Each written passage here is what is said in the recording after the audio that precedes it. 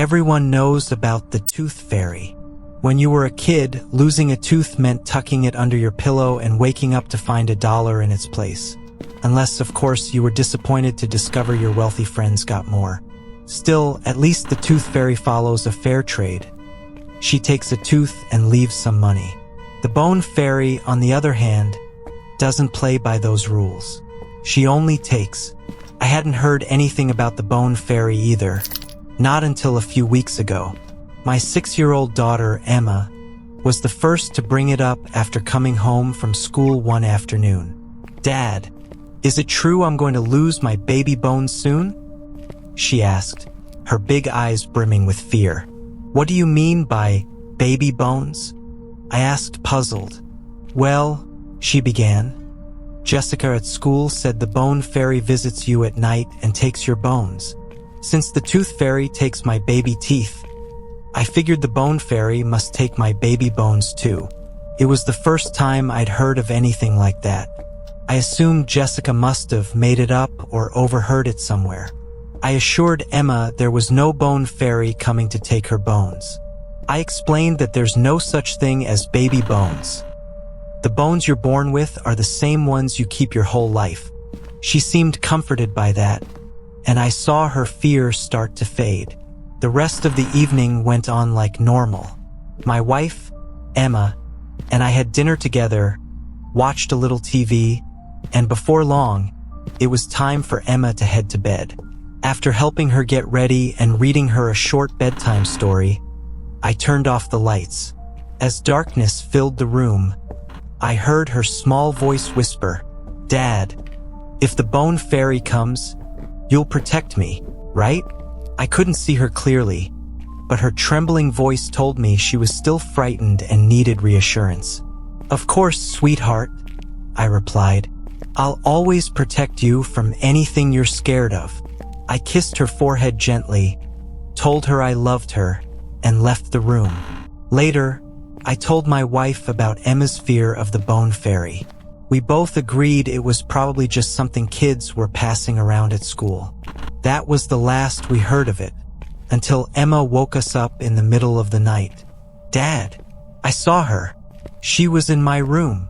Emma screamed as she burst into our bedroom around 3 in the morning. I shot up in bed, instantly on high alert, thinking someone had broken into the house. I quickly got up and made my way toward her room. Peeking cautiously around the doorway, I found the room completely empty. "Who was in your room, honey?" I asked, still tense. "The bone fairy," she whispered, her voice shaking. "I saw her flying out the window. She was really there." I let out a breath of relief. It had to be her imagination running wild, a mix of fear and suggestion. I reassured Emma that no one was there, even walking around the room to prove it. Despite my efforts, she was still visibly shaken, so my wife and I decided she could sleep in our bed for the rest of the night. At breakfast the next morning, I asked Emma if she felt better after sleeping with us. She nodded and said she felt much safer. As we ate our cereal, we laughed and talked about lighter things, like her favorite cartoon, Benny's Big Adventure, and what she planned to do at school that day. I noticed Emma was eating with her left hand, even though she's usually right-handed. I teased her lightly about it, but she didn't laugh. Instead, she stared down at her bowl. I quickly apologized, and she seemed to forgive me because soon enough we were chatting and laughing again. The day passed quietly, without any mention of the bone fairy. I hoped that maybe the whole thing was over, but bedtime brought the fears back. Emma begged to sleep in our bed again. I encouraged her to try staying in her own bed and promised that if she got scared later, she could come join us. She agreed. Emma managed to stay in her bed for most of the night, until once again around 3 in the morning, she came sprinting into our room. "Mom! Dad! She's back! I saw her at the window!" Emma cried, scrambling into our bed. "She wants my baby bones!" My wife and I pulled her close, comforting her and assuring her she was safe.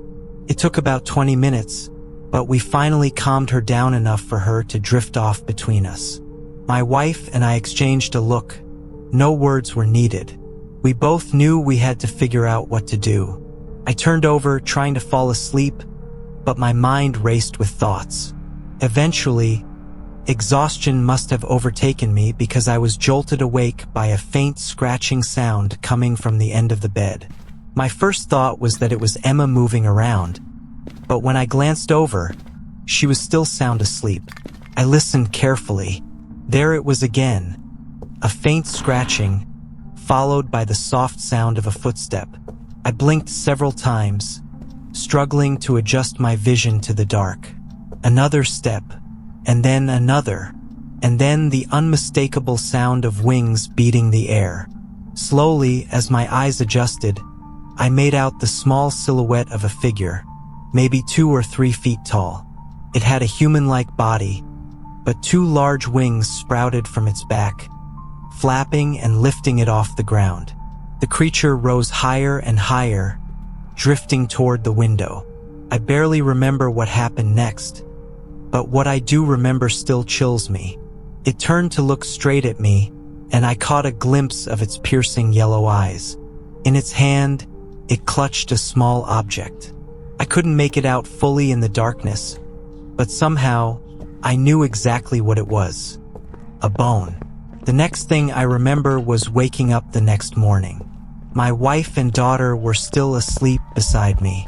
I convinced myself that everything I'd seen must have been a dream, just my mind running wild with the Bone Fairy story. I even laughed a little at how silly it all was, getting spooked by a children's tale. I stayed in bed for a few minutes until Emma stirred awake.